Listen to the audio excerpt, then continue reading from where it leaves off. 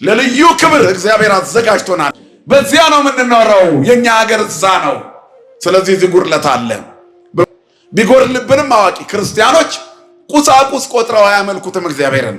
ቢያጡም ቢያገኙም ተመስገን ይሉታል።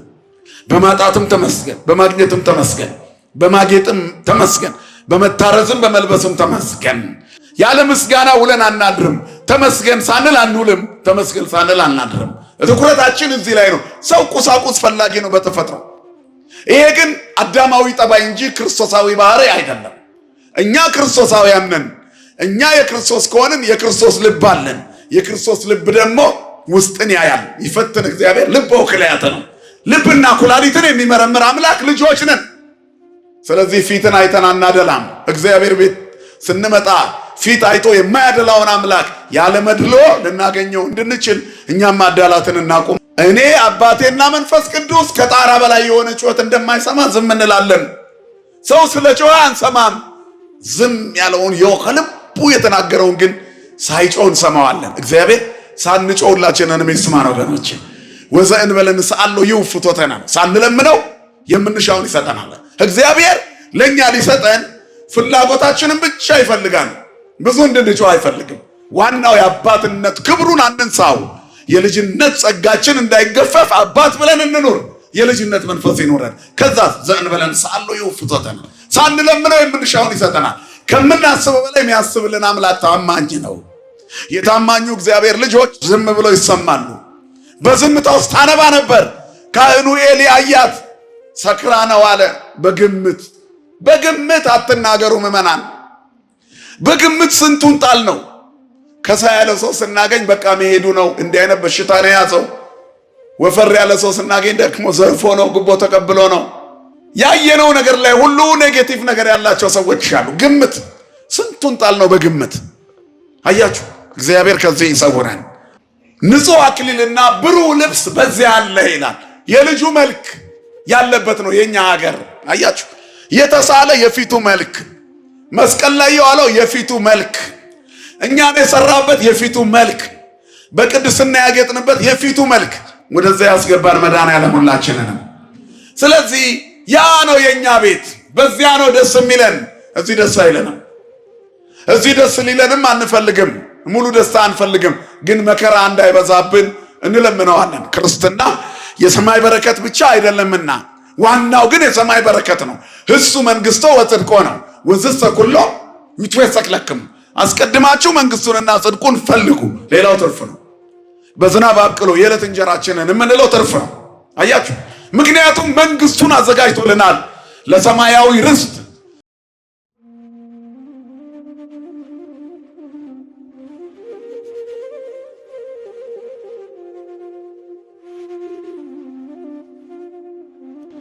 በስመ አብ ወወልድ ወመንፈስ ቅዱስ አሐዱ አምላክ አሜን። ሰላም ገብርኤል መልአክ በላይ ለማርያም ዛይረፈ ከመ እዜኑ ህዳጠ ወአኮ ትሩፈ ሲሳይ ልቡና መጽሐፈ ወአፉ የሙሴ ለእመ ኮነ ጸያፈ ጰራቅሊጦስ አሮን የኮነኒ አፈ። ቅዱሱን ወንጌል መልካሙን የምስራች ወደ እመቤታችን በቅዱስ ገብርኤል የመጣውን ታላቁን ወንጌል አምልቼና አስፍቼ ሳይሆን በጎልዳፋ አንደበቴ እንድመሰክር መንፈስ ቅዱስ ለእኔ አንደበት ለሁላችን ደግሞ ሰሚ ጆሮና አስተዋይ ልቦና ይሆናል። ክቡር አባታችን መላከ ብርሃናት መምህር ቀሲስ ብርሌ ወርቁ የዚህ ጥንታዊና ታሪካዊ ደብር የስብከተ ወንጌል ዋና ኃላፊ፣ ክቡራን መምህራነ ወንጌል ሰባኪያን፣ በልዩ ልዩ አገልግሎት ይሄ የወንጌል ትምህርት ለዓለም ሁሉ እንዲዳረስ በዝናቡ ፊት ለፊት የቆማችሁ ወንድሞቻችን ኦርቶዶክሳውያን፣ የቤተ ክርስቲያንን የበረከት እጆች በዝርጋትና የትድግናዋን ድምፅ ለመስማት በእግዚአብሔር ቤት በመቅደሱ የተሰበሰባችሁ፣ ዝናቡን ቅዝቃዜውን ታግሳችሁ ለወንጌል ጊዜያችሁን የሰጣችሁ ኦርቶዶክሳውያን ክርስቲያኖች፣ ምዕመናን ወምዕመናት፣ አባቶች፣ እናቶች፣ ወንድሞች፣ እህቶች፣ ሕፃናት እስከ ሞት ድረስ ወደደን በመድኃኒተ ዓለም በኢየሱስ ክርስቶስ ፍጹም ፍቅር እንደምን አመሻችሁ? እንደምን ዋላችሁ? እንደምን ቆያችሁ? ኢትትመክሁ ወኢትንብቡ አብያተ ወኢይጻ አብይ ነገር ማፉ አትናገሩ ከአንደበታችሁም ክፉ ነገር አይውጣ እግዚአብሔር አዋቂ ነውና። መጽሐፈ ሳሙኤል ቀዳማዊ ምዕራፍ 2 ቁጥር 3 እስመ እግዚአብሔር ማእምር ውእቱ ሚለውን ርዕስ አድርገን ዝናብና ቅዝቃዜ ስላለ ሳናበዛባችሁ ጥቂት እንነጋገራለን። እግዚአብሔር ምንድነው አለ? አዋቂ ነው። እግዚአብሔር ምንድነው? ጮክ ብላችሁ በለው። እግዚአብሔር ምንድነው? አዋቂ ነው። ይህንን ቃል የተናገረች ጸሎቷ የተሰማላት ሴት፣ ሸክሟ የተራገፈላት ሴት፣ ነቀፌታዋ የራቀላት ሴት፣ የደረሰባትን መከራ እግዚአብሔር ቆጥሮ ጭንቀቷን፣ ጩኸቷን፣ ሐዘኗን፣ ማጣቷን፣ መጎስቆሏን፣ መጎዳቷን፣ አንገት መድፋቷን አይቶ የጎበኛት ሴት እግዚአብሔር አዋቂ ነው አለች። ብፁዓን ለተሃድገሎሙ ኃጢአቶሙ ኃጢአታቸው የተሰረየላቸው ሰዎች ብፁዓን ናቸው ይላል መዝሙረኛው ዳዊት። ሸክማቸው የተራገፈላቸው ሰዎች ብፁዓን ናቸው፣ የምስጋና ነዶ ይሰበስባሉ ማለት ነው። ብፁዓን ለተሃድገሎሙ ኃጢአቶሙ ኃጢአታቸው ይቅር የተባለላቸው መተላለፋቸው የተደመሰሰችላቸው ሰዎች ብፁዓን ምስጉን ናቸው፣ የሚያመሰግኑ። ከነዚህ ሰዎች መካከል ብፅዕት ሐና እመ ሳሙኤል ናት። አንድ ላይ መልሱልኝ። ሀገራችን የት ነው? ወለነፍሰ ዘውስተ ሰማያት ሀገርነ ይላል ቅዱስ ጳውሎስ። የኛ ሀገር ሰማይ ነው። የምንኖረው ተሻግረን ነው። እዚህ እንቆይ አንኖርም። ምድር ላይ ብዙ የሚጣፍጥ የሚመስል መራራ ህይወት አለ። ማንም ሰው እድሜ ልኩን ደስ አይለውም። ደስታ የማይቋረጥበት ምስጋና እረፍት ምስጋና የሆነበት ሌላ ሀገር አለን። ያ ሀገር የት ነው ወገኖቼ? በሰማይ ነው። እግዚአብሔር ለዛ ክብር ያብቃን ሁላችንንም። እዚህ የተቀመጥነው ጨለማውን፣ ብርዱን፣ ቁሩን፣ ቅዝቃዜውን፣ ውሽንፍሩን፣ ዝናቡን የቻልነው እዛ ያለውን መርገም ለመቀነስ ነው። ከዛ ቤት እድል ፈንታችንን እንዳናጣ በዚያ ቤት እንድንኖር በአባቱ ቤት ባለው ብዙ መኖሪያ ስፍራ ያዘጋጀልን የልጁን መልክ ልናይ በዚያ አለ። ቅዳሴ ማርያም ላይ እናንተ የክርስቲያን ወገኖች ይሌለ እዚህ እንደተሰበሰባችሁ በዚያ ባለ ሀገራችሁ ይሰብስባችሁ። አያችሁ፣ በዚያ ይሰብስባችሁ። ከማው ያስተጋብክሙ በደብረ ጽዮን ቅድስት ወበኢየሩሳሌም አጋዚን እንተ በሰማያት ነው። በሰማያት ባለች በኢየሩሳሌም ነፃ በምታወጣ በደብረ ጽዮን በኢየሩሳሌም ይሰብስባችሁ። በዚያ ምን አለ? የካህናት ማህበር አለ። አያችሁ፣ የካህናት ማህበር ወደ ተተከለበት ድንኳን ያስገባችሁ፣ ወደ ቅኔ ማህሌቱ ያለማቋረጥ ምስጋና ወደሚከናወንበት እስራ አርባዕቱ ካህናተ ሰማይ ያለማቋረጥ የልዑልን መንበር እያጠኑ ቅዱስ ቅዱስ ወደሚሉበት ያስገባችሁ። የእሳት ድንኳን ወደ ተተከለበት ያስገባችሁ። እሳቱ ሥላሴ ነው አይደለም እንዴ? አብ እሳት፣ ወልድ እሳት፣ መንፈስ ቅዱስ እሳት እንላለን። ስለዚህ በሰማይ ያለ ቤታችን የሥላሴ ቤት ነው። የእሳት ድንኳን የተተከለበት የካህናት ማደሪያ ጉባኤ ወዳለበት ያስተማሩ የሐዋርያት ማህበር ድል የነሱ የሰማዕታት ማህበር ወዳለበት ያስገባችሁ ይላል። ከዚያ ምን ይላል መሰላችሁ? በዚያ የተሳለ የፊቱ መልክ አለ ይላል። በዚያ የተሳለ የፊቱ መልክ አለ። ንጹሕ አክሊልና ብሩህ ልብስ በዚያ አለ ይላል። የልጁ መልክ ያለበት ነው የኛ ሀገር። አያችሁ፣ የተሳለ የፊቱ መልክ፣ መስቀል ላይ የዋለው የፊቱ መልክ፣ እኛን የሰራበት የፊቱ መልክ፣ በቅድስና ያጌጥንበት የፊቱ መልክ ወደዚያ ያስገባን መድኃኔዓለም ሁላችንንም። ስለዚህ ያ ነው የኛ ቤት። በዚያ ነው ደስ የሚለን። እዚህ ደስ አይለንም። እዚህ ደስ ሊለንም አንፈልግም። ሙሉ ደስታ አንፈልግም። ግን መከራ እንዳይበዛብን እንለምነዋለን። ክርስትና የሰማይ በረከት ብቻ አይደለምና ዋናው ግን የሰማይ በረከት ነው። እሱ መንግሥቶ ወጽድቆ ነው። ወዝሰ ኩሎ ይትወሰክ ለክሙ አስቀድማችሁ መንግሥቱንና ጽድቁን ፈልጉ፣ ሌላው ትርፍ ነው። በዝናብ አብቅሎ የዕለት እንጀራችንን የምንለው ትርፍ ነው። አያችሁ፣ ምክንያቱም መንግሥቱን አዘጋጅቶልናል። ለሰማያዊ ርስት ለልዩ ክብር እግዚአብሔር አዘጋጅቶናል። ክብርና ምስጋና ለስሙ ይሁን። በዚያ ነው የምንኖረው። የኛ ሀገር እዛ ነው። ስለዚህ እዚህ ጉድለት አለ። በጉድለታችን ውስጥ ግን አዋቂው ማን ነው ወገኖቼ? እግዚአብሔር ነው። አያችሁ፣ ቢጎርልብንም አዋቂ ክርስቲያኖች ቁሳቁስ ቆጥረው አያመልኩትም እግዚአብሔርን። ቢያጡም ቢያገኙም ተመስገን ይሉታል። በማጣትም ተመስገን፣ በማግኘትም ተመስገን፣ በማጌጥም ተመስገን፣ በመታረዝም በመልበስም ተመስገን፣ በሁሉ ተመስገን ያለማቋረጥ አይኩትው ለእግዚአብሔር በእንተ ኩሉ ዘገብረ ነው። ስላደረገው ነገር ሁሉ ማቋረጥ አመስግኑት ነው። ምስጋና የክርስቲያኖች እስትንፋሳቸው ነው። እንደምንተነፍሰው ኦክሲጅን ጸሎትና ምስጋና ተመሳሳይ ነው። ያለ ምስጋና ውለን አናድርም። ተመስገን ሳንል አንውልም። ተመስገን ሳንል አናድርም። እሱ ምናችን ስለሆነ አባታችን በእውነት ለሁላችሁም አባት ይሆናችሁ። ቶሎ ቶሎ መልሱ ስትጠየቁ። በረከቱን በሁላችን ላይ እግዚአብሔር ያዝንበልን። ስለዚህ ጉድለታችንን ያውቃል። አንዲት የጎደለባት ሴት ነበረች። በማጣቷ ምክንያት የምትሰደብ የምትረገም የሚያሽማጡባት ብዙ ነበሩ። ያጣውን ማን ይወደዋል? የተጎዳውን ማን ይወደዋል? የጎደለን ማን ጓደኛ ያደርጋል?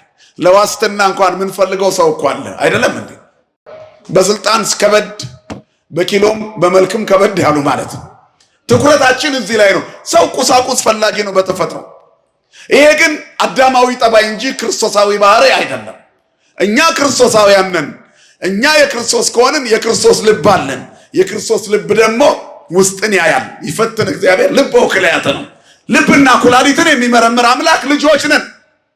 ስለዚህ ፊትን አይተን አናደላም። እግዚአብሔር ቤት ስንመጣ ፊት አይቶ የማያደላውን አምላክ ያለ መድሎ ልናገኘው እንድንችል እኛም ማዳላትን እናቁም። አምላካችን እግዚአብሔር ከሁላችን ጋር ይሁን እና የተገፋች ሴት ናት። አሁን እግዚአብሔር ጎበኛት። ብዙ አልተርክላችሁም፣ ሰዓት የለም ብያቸዋል። ሐናም ሳሙኤል ልብ የሚነካ ታሪክ ያላት ሴት ናት። የእሷ ታሪክ የብዙዎቻችንን ልብ ይነካል። ጸሎቷን እመቤታችን ጸልያዋለች። ጸሎተ እግዝእትነ ማርያም ከቅዱሳት መጻሕፍት የተውጣጣ የእመቤታችን ጸሎት ነው። ከሐናም ሳሙኤል ወስዳለች። ትሑት እናት ስለሆነች በስጋ የእመቤታችን እናት ሆናለች። በመንፈስ የዓለም ሁሉ እመቤት የሆነችው እናት ድንግል ማርያም ከእሷ እንድትወስድ በቅታለች። ማን ይመስገን ወገኖች፣ እግዚአብሔር የተመሰገነ ይሁን። ክርስትና እንደዚህ ነው። አያችሁ፣ ለሌላ የሚተርፍ ማንነት ማስቀመጥ ማለት ነው። በማጣቷ በመጎዳቷ በመጉበቷ አላማረረችም። ግን የሆነ ቀን በጣም ሲከፋት የእግዚአብሔር መቅደስ ሄዳ ቆመች። ቆማ ከንፈሯ ይንቀጠቀጥ ነበረ ይላል መጽሐፉ። የምትለው ነገር ግን አይሰማም ነበር። ዝም ብሎ ከንፈሯ ብቻ ይርገበገባል። እንባ ከፊቷ እንደ ውሃ ይፈሳል። ያንን ድምፅ ግን ማን ይሰማል ወገኖች? እግዚአብሔር ይሰማ። የዝምታ ውስጥ ጩኸት የሚሰማ እንደማንሰማ የአንደበትን ጩኸት ቸል እንላለን። የውሳጣዊ ልብ ሹክሹክታ ለወሳስ እንሰማለን ይላል አባቴ እኔና መንፈስ ቅዱስ መድኃኒተ ዓለም ኢየሱስ ክርስቶስ። እኔ አባቴና መንፈስ ቅዱስ ከጣራ በላይ የሆነ ጩኸት እንደማይሰማ ዝም እንላለን። ሰው ስለ ጮኸ አንሰማም። ዝም ያለውን ከልቡ የተናገረውን ግን ሳይጮህ እንሰማዋለን። እግዚአብሔር ሳንጮህ ሁላችንንም ይስማን ወገኖች። ወዘእንበለ ንስአሎ ይውፍቶተና ሳንለምነው የምንሻውን ይሰጠናል። እግዚአብሔር ለኛ ሊሰጠን ፍላጎታችንን ብቻ ይፈልጋል። ብዙ እንድንጮህ አይፈልግም። ዋናው የአባትነት ክብሩን አንንሳው። የልጅነት ጸጋችን እንዳይገፈፍ አባት ብለን እንኑር።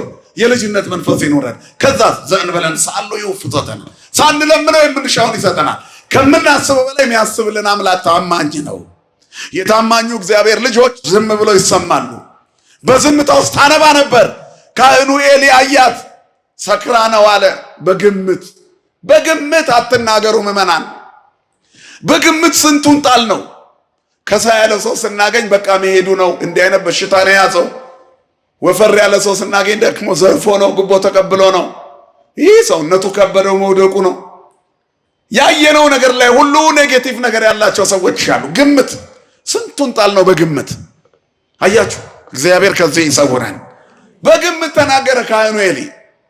እንዲሁ በግምት ሰክራ ነው አለ። ተጠጋትና ይህንን የወይን ጠጅሽን ከራስሽ ላይ አርቂ አላት። ጌታ ሆይ አለች፣ እኔ ልቧ ያዘነባት ሴት ነኝ። እስቲ ተናገሩ፣ እኔ በሉ። ልቧ ያዘነባት ሴት ነኝ። እግዚአብሔር ሐዘናችንን ይስማን። ልቧ ያዘነባት ሴት ነኝ በሶስተኛ መደብ ነው። መጽሐፍ ቅዱስ ብዙ ጊዜ በሶስተኛ መደብ የመጠቀም ጠባይ አለው። በአንድ ወቅት ኢያሱ በቅዱስ ሚካኤል ፊት ሰግዶ ጌታዬ ለባሪያው የሚነግረው ምንድን ነው አለ። ለኔ ምን ልትነግረኝ መጣ ነው ቋንቋ። ብዙ ቦታ ላይ እንዲህ እናያለን። አሁንም ብቻዋን የሆነች ሴት፣ የተጣለች የወደቀች ሴት ልቤ ያዝኖ ነው አላለችም። ልቧ ያዘነባት ሴት ነኝ አለች። ብዙ ልባቸው ያዘነባቸው ሰዎች አሉ። መጽናኛቸው ማን ነው? እግዚአብሔር ነው። የተሻለ የሚሰጥ እግዚአብሔር፣ ከምናስበው በላይ የሚያስብልን እግዚአብሔር ለኛ ታማኝ ነው። ስለዚህ ወዲያውኑ ምን ሆነሽ ነው አላት። ቀጥለው እንዲህ አይነት ችግር ላይ ያለው ነው ስለቴን ነግሬው ነው። ከ3 ዓመት በኋላ ይቺ ሴት ተመልሳ ካህኑ ሳይሞት መጣች። እግዚአብሔር ስራውን የኛን ስራ ለነቀፉን ሰዎች እንዲያሳይ እድሜ ይስጠን ወገኖች። የእግዚአብሔር ትልቁ ስራ ጠላቶቻችንን ማጥፋት አይደለም፣ በጠላቶቻችን ፊት ለፊት እኛን ማሳደግ ነው። ወአጻድከ በቅብር እሰየ በአንጻሪሆሙ ለለ ይሳቅኡኒ፣ በሚገዳደሩ ወይም በጠላቶቼ ፊት ለፊት ወአጻድከ በቅብር እሰየ፣ ራሴን ዘይት ቀባ ይላል። በሚሳለቁብኝ ሰዎች ፊት ለፊት እግዚአብሔር በጠላቶቻችን ፊት ለፊት ራሳችንን ዘይት በመቀባት ያሳያል። ሞታችንን በሚመኙ ሰዎች ፊት እኛን በማቆም ያሳያል። ምክንያቱም እግዚአብሔር አዋቂ ነው። እግዚአብሔር ምንድነው ወገኖቼ? አዋቂ ነው። በትዳራችን እግዚአብሔር አዋቂ ነው። በኑሯችን ውስጥ እግዚአብሔር አዋቂ ነው። በትምህርታችን እግዚአብሔር አዋቂ ነው። በመጻተኝነትና በስደተኝነት ህይወታችን እግዚአብሔር አዋቂ ነው። በብቸኝነት ጓዳችን ውስጥ ምን እንደሚያስፈልገን፣ ምን እንደሚቸግረን፣ ምን እንደጨነቀን እግዚአብሔር አዋቂ ነው። ክብርና ምስጋና ለስሙ ይሁን። አዋቂ ነው እግዚአብሔር። ስለዚህ የልቧን ያውቃል። 3 ዓመት ጠበቀች። ከ3 ዓመት በኋላ ልጅ ከወለደች ከ3 ዓመት በኋላ ሳሙኤልን ይዛው መጣች፣ ሕፃኑን ሳሙኤልን። ከዚያ በኋላ ምን አለች? ቀንዴም ከፍ ከፍ አለ፣ አፌም በጠላቶቼ ፊት ተከፈተ። ዝም ያለችዋን ሴት አንደበት ሰጣት። ብቻዋን የሆነችዋን ሴት እግዚአብሔር አብ ለእጓለ እማውታ እግዚአብሔር አብ ለእጓለ እማውታ ወመኮንኖ ለእቤራት እግዚአብሔር ውስተ ቤተ መቅደሱ ይላል። እግዚአብሔር የድሃ አደጎች አባት መዝሙረ ዳዊት መዝሙር 68 አብ ለእጓለ እማውታ ወመኮንኖ ለእቤራት መዝሙር 67 በቅንፍ 68 እግዚአብሔር ያድሮሙ ለባሕታውያን ውስተ ቤቱ እግዚአብሔር የድሃ አደጎች አባት የብቸኞች ዳኛ ነው፣ የባልቴቶች ዳኛ ነው። ወመኮንኖ ለእቤራት እግዚአብሔር በቤተ መቅደሱ ይልና ብቸኞችን ያሳድራቸዋል። እግዚአብሔር ያድሮሙ ለባሕታውያን ውስተ ቤቱ ብቸኞችን በቤቱ ያሳድራቸዋል። ወያወጽኦሙ ለሙቁሃን በኃይሉ እስረኞችን በኃይሉ ያወጣቸዋል። እግዚአብሔር ያውጣን ሁላችንንም። በስንት ነገር ታስረናል። በዘረኝነት የታሰረ አለ፣ በትብትብ ሕይወት የታሰረ አለ፣ በምቀኝነት በተንኮል ሰንሰለት ሰይጣን ያሰረው አለ፣ በዝሙት መንፈስ የታሰረ አለ፣ በሱሰኝነት የታሰረ አለ፣ በጭካኔ የታሰረ አለ፣ ፍትህ አጥቶ ተገፍቶ የታሰረ አለ። ማን ያውጣ ወገኖች? እግዚአብሔር ይችላል። እግዚአብሔር ያውጽሙ ለሙቁሃን በኃይሉ። አያችሁ፣ አብ ለእጓለ እማውታ ወመኮንኖ ለእቤራት እግዚአብሔር የድሃ አደጎች አባት የባልቴቶች ዳኛ ነው። እግዚአብሔር ያድሮሙ ለባሕታውያን ውስተ ቤቱ እግዚአብሔር በቤቱ ብቸኞችን ያሳድራቸዋል። እስረኞችን በኃይሉ ከእስር ቤት ያወጣቸዋል። ከማሁ ለምሩራን ለነበሩ ውስተ መቃብር ኃጢአተኞችና ምሬተኞች እግዚአብሔር አይችልም አያውቅም የሚሉ ግን በመቃብር ይኖራሉ። በመቃብር የመቃብር ሕይወት ቢኖር ዓለም አለ እግዚአብሔር የማይችል የመሰለው ሰይጣን ዋሽቶ የነገረውን ዘብዙ ኃይልከ ሐሰውከ ጸላኢትከ ኃይል ብዙ ሲሆን ጠላት ዋሽቶ ነገረን ይላል ዳዊት። እግዚአብሔር አያደርግልህም ብሎ ነግሯቸው የጫት ቤት በረንዳ ላይ የቀሩ ስንት ወንድሞች አሉ። እግዚአብሔር አይችልም ብሎ ነግሯቸው መንገድ ላይ የጠፉ ብዙ አሉ። እግዚአብሔር ግን አዋቂ ነው። እግዚአብሔር ምንድነው ወገኖቼ? አዋቂ ነው። ስለዚህ አለች እንደመጣች እኔ ብቸኛዋ ያኔ ትዝ ይልሃል አለችው ኤሊን። የሳክብኝ የነቀፍከኝ እንዲህ ሰክረሻል ያልከኝ ሴት የስካሬን ውጤትን ነው ይዤው መጣሁ አለች። እግዚአብሔር ያስክረን ሁላችንንም አሜን በሉ። ይሄ ሰካራም ሰው ጠባይ እኮ ነው ከሩቅ ሲያይ፣ ግን ተቸግራ ነበረ። ከዚያ በኋላ ሰካራቿን የሚያበርድ ብቻ ሳይሆን እንደ ሰባን ቦሳ ለምስጋና የሚያቆም አዲስ ኃይል እግዚአብሔር ሰጠ። ክብርና ምስጋና ለስሙ ይሁን። ይችላል የኛ አምላክ የተቆረጠውን መቀጠል፣ ይችላል የኛ አምላክ ባዶነትን መምላት፣ ይችላል የኛ አምላክ የስቃይ ፋይል መዝጋት መቀየር። እግዚአብሔር ይችላል። አይችልም? ይችላል። እግዚአብሔር አዋቂ ነው፣ ከሃሊ ነው። እስመ አልቦ ነገር ዘይሳነው ለእግዚአብሔር። ለእግዚአብሔር የሚሳነው ነገር ሁሉን ይችላል፣ ሁሉን ያውቃል። የማይችል ይመስላል፣ ይችላል። እግዚአብሔር አዋቂ ነው። ሲታው አዋቂ ነው እግዚአብሔር። ለኛ የሚያዘጋጃችሁ ነው። ብዙ የህይወት መንገዶች አሉ፣ ያልተመለሱ ብዙ ጥያቄዎች አሉ። እንደም ሳሙኤል የሆነ ቀን ይመልስልናል። ያለቀሰችበትን ዘመናት ሁሉ ቆጠረችና አትሳቱ አለች። በኩራትም አትናገሩ እስመ እግዚአብሔር ማይምሩ። እግዚአብሔር አዋቂ ነው፣ ሁሉን አዋቂ ነው። በማጣቴ ዘመን ውስጥ ግን እኔ ከኔ ጋር ነበር። ምንም ባይኖረን እንኳን ማን ከኛ ጋር አይሆን? እግዚአብሔር። ሰው ከእግዚአብሔር ጋር ካለ ቢኖረውም ባይኖረውም ምንም ችግር የለም። አንዳች የሌለን ስንሆን ሁሉ የኛ ነው ይላል መጽሐፍ። ምንም ሳይኖር የሁሉ ባለቤት መሆን የሚቻለው ባለማይተብ ሲኮን ነው። የእግዚአብሔር ሰው መሆን ሐሳብን ከዓለም እይታ አሻግሮ ይለያል፣ ያሳያል። ከሚታየው ጀርባ የማይታየውን ያሳያል። ስለዚህ እግዚአብሔር ከኛ ጋር አይኖር። ከገንዘብ ጋር ሆነው እግዚአብሔርን ያጣሉ። ከስልጣን ጋር ሆነው እግዚአብሔርን ያጣሉ። ከብዙ ስኬት ጋር እግዚአብሔር የሌላቸው አሉ። ከብዙ ሀብት ጋር እግዚአብሔር የሌላቸው አሉ። ከታላቅ እጅግ ከሚያስፈራ ጉልበት ጋር እግዚአብሔር የሌላቸው አሉ። ከሚያስደነግጥ ግርማ ጋር ውስጣቸው ባዶ የሆኑ ብዙ ሰዎች አሉ። ኩስስ ያለ ኩስምን ያለው ባህታዊ ፊት እግዚአብሔር አብሮት አለ። ማን ከኛ ጋር አይሆን ወገኖች? እግዚአብሔር ከኛ ጋር አይሆን። እግዚአብሔር ከኛ ጋር ካለ ማንም አይቃወመንም። ምክንያቱም እግዚአብሔር አዋቂ ነው። ስሙ የተመሰገነ ይሁን። ስለዚህ ይኸውልህ የከንፈሬን ፍሬ ስለቴን ለቤተ መቅደስ ሰጣለሁ ያልኩትን ደረቅ በቅሎ የተባልኩትን ማህፀኔን ያለመለመልኝን የእግዚአብሔርን ስጦታዬን ተቀበለኝ አለችው ለኤሊ። የምትወደው ልጇን ለመቅደሱ ሰጥታ ስትወጣ ምንም አይነት ስስት አይታይባትም። እንደወጣች እግዚአብሔር በብዙ ፍሬ ባረካት። ማን ይመስገን ወገኖች? ክብርና ምስጋና ለስሙ ይሁን። እግዚአብሔር ይችላል። ብዙ የመከራ መንገዶች አሉን፣ ግን እናልፋቸዋለን። ጸሎት አናቋርጥ። አሁን የተደቆስንባቸው ኑሮ ውስጥ ያለን ሰዎች አለ። አሁን እግዚአብሔር በእውነት በኔ ህይወት አለ፣ በኔ ኑሮ ውስጥ አለ፣ በኔ ጓዳ አለ። ለነከሌ ፈጠን ፈጠን አድርጎ እየሰራ ነው። የኔን መንገድ አርዝሞብኛል። ምን ነው የኔ ጨለማ አልነጋ አለ፣ የኔ ሌሊት አልነጋ አለ፣ የኔ ፀሐይ አልወጣ አለ ብለን ተማረን ይሆናል። እግዚአብሔር አዋቂ ነው። በሱ ፈቃድ አንድ ቀን ይነጋልሻል። የዛን ቀን ሲነጋ የበለጠ ይደምቃል። እግዚአብሔር ያንጋልን። ለሁላችን ይችላል እግዚአብሔር ማንጋት። የእስራኤል ጉዞ ይገርማል። 430 ዓመት በባርነት የኖረውን እስራኤልን አስቡት። 5 ትውልድ ሙሉ ጡብ እያቦካ ነበር የኖረው። ኃይላቸው፣ ዕውቀታቸው፣ ጥበባቸው ምን የተሻለ ዕውቀት ቢኖራቸው የነሱን ዕውቀት ግብፅ አትፈልግም። የራሷን ፒራሚድ ብቻ ነበር የምታስገነባቸው። ከብዙ ዕውቀትና ጥበባቸው ጋር እየተረገጡ የሞቱ ነበሩ። በተለይ ወንዶች ልጆች በኩር ልጆቻቸው በሙሉ እየተረገጡ ሞተዋል። በዚህ ሁሉ መከራ ውስጥ ሲኖሩ ግን አንድ ቀን የአባቶቻቸው አምላክ እንደሚጎበኛቸው ይጠብቁ ነበር። ሁሉን አዋቂ እግዚአብሔር በጸና ክንድ በበረታ ኃይል ከዚያ እንዲወጡ አደረጋቸው። እግዚአብሔር ከማጥ ውስጥ ያውጣን ሁላችንን። ከወጡ በኋላ መንገዳቸው ረዘመ ይላል ኦሪት ዘጸአት ምዕራፍ 13 ቁጥር 17 ላይ ያለውን ኃይል ቃል ፈልጌ ነው ይህንን ታሪክ የጠቀስኩት። ምንም እንኳን ወደ እስራኤል የሚመለሱበት መንገድ አጭር ቢሆንም በፍልስጤም በኩል እንዲሄዱ አልፈለገም እግዚአብሔር።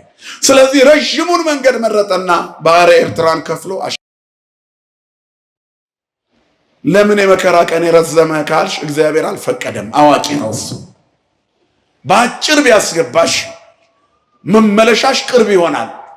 ተመልሶ ወደ ኃጢአት ለመግባት ቀላል ይሆናል። በጊዜ ተባርከው ሁሉ ሞልቶላቸው መንገድ የጠፋባቸው ሰዎች ብዙ ናቸው። በድካምና በዋጋ የሚገኝ ጸጋ ግን የእግዚአብሔር በረከት ስላለበት የአማኙም ድካም ሲጨመርበት እግዚአብሔር በጸጋ ከፍ ያደርጋል። ስለዚህ የተሰጡን ትጋቶች ካሉ በርትተን እንታገስ፣ እግዚአብሔርን ተስፋ እናድርግ። ወተሰፈው ለእግዚአብሔር ተአገስ ወአጽነ ልበከ ወተሰፈው ለእግዚአብሔር። እግዚአብሔርን ተስፋ አድርግ፣ በርታ፣ ልብህም ጠብቀው። እንባ ቢበዛም በዓይኖችሽ ላይ ጠብቂው። ጨለማው ረጅም ቢሆንም መንጋቱ አይቀርም፣ ጠብቂው። መከራው ቢበዛብህም ጠብቀው። ሁሌ ተመሳሳይ ኑሮ የምትኖር ቢመስልህም በምስጋናና በጸሎት ቀንህን መልኩን ቀይረው። የሆነ ቀን ቀንህ ይቀናል፣ እግዚአብሔር ቀና ያደርጋል። ስሙ የተመሰገነ ይሁን። በዚህ ሳምንት የምናስበው ጊዜ የመጻጉዕ ታሪክ ነው፣ ወይንም በሽተኞችን መፈወሱን መድኃኔዓለም የሚዘከርበት ነው። በአብይ ጾም ከሳምንታቱ ውስጥ 2 ሳምንታት ላይ በግለሰቦች ይሰየማሉ።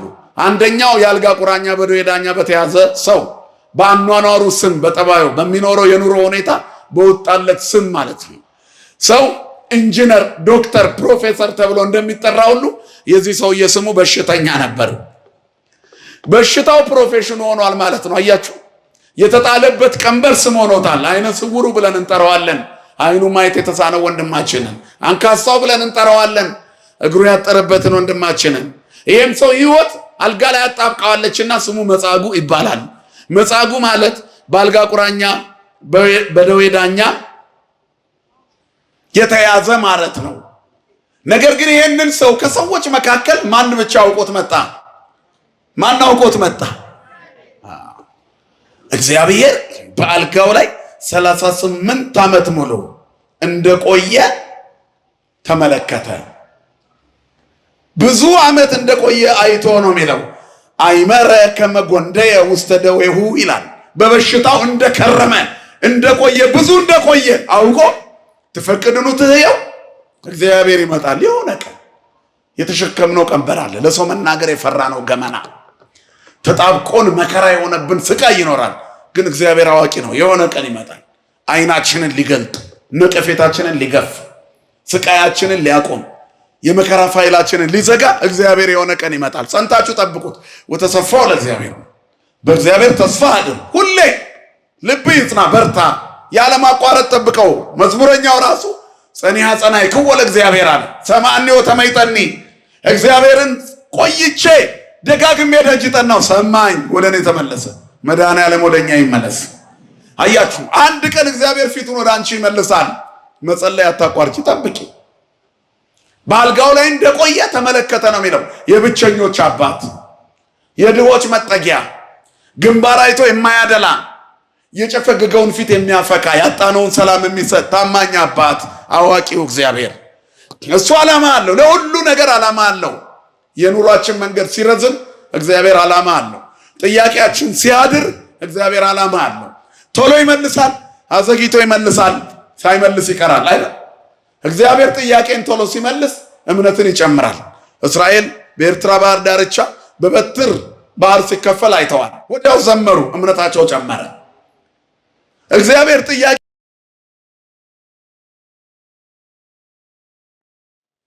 አዳም 5500 ዘመን ጠብቋል። ቀኒቱ ስትደርስ ተንሥኡ ለጸሎታል። የማያሳፍር አምላክ ከዘመናት በኋላ በሲኦል ሰላም ለሁላችሁ አለ። ክብርና ምስጋና ለስሙ ይሁን። አንድ ቀን አለ እግዚአብሔር እኛን የሚጎበኝበት ቀን። አንድ ቀን አለ እንባችንን ከዓይናችን ላይ የሚያብስበት ቀን። የሆነ ቀን አለ የደረቅንበት ጓዳችን ላይ መጥቶ ልምላሜ የሚሰጥበት ቀን አለ። የጎበጠ ትከሻችንን ቀና አድርጎ ልጅነታችንን የሚመልስበት ቀን አለው። የስቃይ ፋይል አይቀጥልም። እግዚአብሔርማ የመከራ አጀንዳ ይዘጋል። ስሙ የተመሰገነ ይሁን። ስለዚህ ቀን አለ፣ ጠብቁት። እግዚአብሔር በለሱን የጠበቀ ምንድን ነው የሚለው? ይበል ፍሬያ ነው፣ ፍሬዋን ይበላል። ጌታውን የሚተማመን ይከብራል ይላል። መድኃኔዓለም ያክብረን ሁላችንን። ስለዚህ ይህም ሰው የሆነ ቀን ነበረው የሚጠብቅበት ቀን። 38 ዓመት ሙሉ አልጋው ላይ ነበር። ትፈቅድኑ ትህየው ልትድን ትወዳለህን ነበር የጌታ ጥያቄ። አዋቂው እግዚአብሔር ሰው ሁሉ ፋሲካ ለማክበር በየገበያው ጉድ ጉድ ሲል፣ እሱ ግን ፋሲካውና ደስታው ታርዶ ለእኛ ምግብ እስከሚሆንበት ቀን ድረስ በሽታ ያጣበቃቸውን ማላቀቅ፣ ሐዘን ያጎበጣቸውን ማቅናት፣ እንባቸው በፊታቸው ላይ አልቋረጥ ያለውን ማበስ ስራው ነበር። ደጉ ሩሩው የኛ አባት መድኃኔዓለም። ስለዚህ ወደዚህ ሰው መጣ። ልትድን ትወዳለህን አለው። እወ እግዚኦ አላ ሰብአ ልብየ ከመሶቤ ታወክ ማይ ያውርደኒ ውስተ ምጥማቃት። ውሃው ሲታወቅ ወደ ምጥማቃቱ ወደ መጠመቂያው የሚያስገባኝ ሰው የለም። ስለዚህ ሰው የለኝም ማለት። ዛሬ ጎረቤትሽን እንዴት አደርሽ ብለሻታል? ቡና እንጠጣ ብለን ጠርተን የቡና ቁርሱ እራት የሚሆናቸው እኮ ደሃ ጎረቤቶች አሉን ከኛ ይባሱ። ይሄ መጠራራት እንኳን ቀርቶ ሰው በቤቱ በረሃብ እየሞተ ነው። መድኃኔዓለም አይኖቻችንን ይግለጥልን። ሰው የለኝም ብለው የሚከሱን ጎረቤቶች አሉ። ልብሳችን ተደራርቦ ቆሞ በአንድ ልብስ ዓመት ሙሉ የምናያቸው ሰዎች አሉን። ምን አለበት መካፈል እንደ ድሯችን ብንቀጥል። አላ ሰባል በያ ውሃው ሲታወቅ ሁሉም ወሶበ መጽ አነ ባይድ ይቀድመኒ ወሪዳ እኔ ብድግ ብዬ ስነሳ ሌላው መጥቶ ይቀድመኛል አለ። ሌላው መጥቶ ይቀድመኛል። ስንቱ ሰው ቀደመሽ እዚሁ ቀጨኔ ዙሪያ ተቀምጠሽ በገብርኤልና በመድኃኔዓለም በሁለት መቅደስ በየቀኑ እየተቀደሰ አንዱ ጋር ገብተሽ ሳትቆርቢ ከኋላ ከሌላ ሰፈር ሰው መጥቶ እየቆረበ እየዳነ ሄደ ወደ ቤቱ። ባይድ ይቀድመኒ ወሪዳ ሌላው እየመጣ ይቀድመኛል። አንቺ እዚህ ተቀምጠሽ በስጋው ደሙ የሚጋቡ ወንድሞችና እህቶች በዙ ሰንበት ተማሪ ሆነሽ አድገሽ ዝማሬ እየሰማን የታቦቱ ልልታ ቤታችን ሆነን ማንገስ በምንችልበት ሁኔታ አጠገቡ ጋር ሆነን ከስጋው ደሙ ርቀን እንኖራለን። አልጋው ጋር ተቀምጦ መድኃኒት አጠገብ እየተቃሰተ እንደሚኖረው ሰው እኛም ታመናል። ባይድ ይቀድመኒ ወሪዳ ሌላው እየመጣ ይቀድመናል። ለበረከት ለጽድቅ ለትሩፋት መድኃኔዓለም ከመቀደም ይሰውረን። ትልቁ ነጥቤ ብዙ ዘመን እንደቆየ አውቆ መጥቶ አልጋን ተሸክመ ሄዳለው። እግዚአብሔር የመከራ ፋይላችንን ይዝጋልን። እንግዲህ መስቀል ኢየሱስ ነው የምናከብረው። አጠራ አድርጌ ትምህርቱን ለማጠቃለል መስቀሉ ከ300 ዓመት በላይ ተቀብሮ መስከረም 17 ቀን ቁፋሮ ተጀምሮ በ16 ማታ በደመራ ቦታው ተዋውቆ መጋቢት 10 ቀን ነገ ምን የሆነበት ነው የወጣበት። ከወጣ በኋላ እውር የበራበት ለምጻም የነጻበት ቀን ነው። እግዚአብሔር አዋቂ ነው። 300 ዓመት አቆይቶ መስቀሉን እንደ አዲስ አስነሳው። ክብርና ምስጋና ለስሙ ይሁን። አንዳንድ ጊዜ እግዚአብሔር ተአምር ለሚቀጥለው ትውልድ ሊሰራ ሲፈልግ እንደዚህ ያስቀምጣል። መስቀሉ የተቀመጠው በመሬት ልብ ውስጥ በካዝና ነው። እኛም እንደዚህ ነን። እግዚአብሔር አዋቂ ነው። የዘራነው ስንዴ እንደሚበቅል ሁሉ እኛም የሆነ ቀን ተቀብረን ወጥተን እንበቅላለን። የምጽአት ቀን ከዚያስ አብበን ፍሬያው ስራ የአባቴ ብሩካን ቸር ያሰማን መድኃኔዓለም። እግዚአብሔር አዋቂ ነው። መስቀሉ እንዲቀበር ሲፈቅድ እሱ አዋቂ ነው። በዚያ ዘመን የሐዋርያት ታትና ተግባራት በራሱ በቂ ነበረ። እውነተኛ አዋቂ ማይምረ ሁሉ ስለሆነ የሚቀጥለው የ4ኛው መቶ ክፍለ ዘመን ትውልድ በጽሁፍና በክታብ በተለያዩ መልእክቶች በስነ ስርዓት ይህን ታሪክ ለትውልድ እንዲያስተርፈው መቀመጠ። ያ ብቻም አይደለም። በዛ ዘመን ቢሆን ሁሉም ነገር እዛው ባከተመ።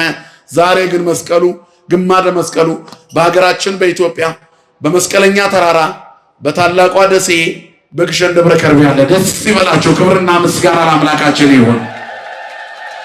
ቅርስ መጠበቅ ለምትችል ታሪክን እሱ አንራቅ፣ እንቅረበው። ቅረቡ ሀቤው ወያበር ለክሙ ወደ እርሱ ቅረቡ ያበራላችኋል ይላል። ወይታፈር ገጽክሙ ፊታችሁም አያፍርም። ፊታችሁ አያፍርም። ይሄ ችግረኛ ጮኸ ይላል። ራሱን እኮ ነው። ዝንቱ ነዳይ ዘርሃ ይላል። ወእግዚአብሔር ሰምዖ እግዚአብሔር ሰማው። ወይታፈር ገጽክሙ ፊታችሁ አያፍርም። የአባት ልመና ፊት አያስመልስም፣ አንገት አያስቀልስም። እግዚአብሔር ይሰማል። እግዚአብሔር አዋቂ ነው። ልብን ያያል። ይፈትን ልበ ወክልያተ የዝምታ ውስጥ ጩኸት ይሰማዋል። የሆነ ቀን ግን ጨለማውን ያነጋል። ደጅ ጥኑት፣ ቅረቡት፣ ለምኑት፣ ተማጸኑ። በስጋው ደግሞ ክብር በመንፈሳዊ ጸጋ ሰማይን በሚናፍቅ መንፈሳዊነት እንድንኖር ይርዳ። ለብርሃነ ትንሣኤው በሰላም ያደርሰን። ይቆየን። ስብሐት ለእግዚአብሔር።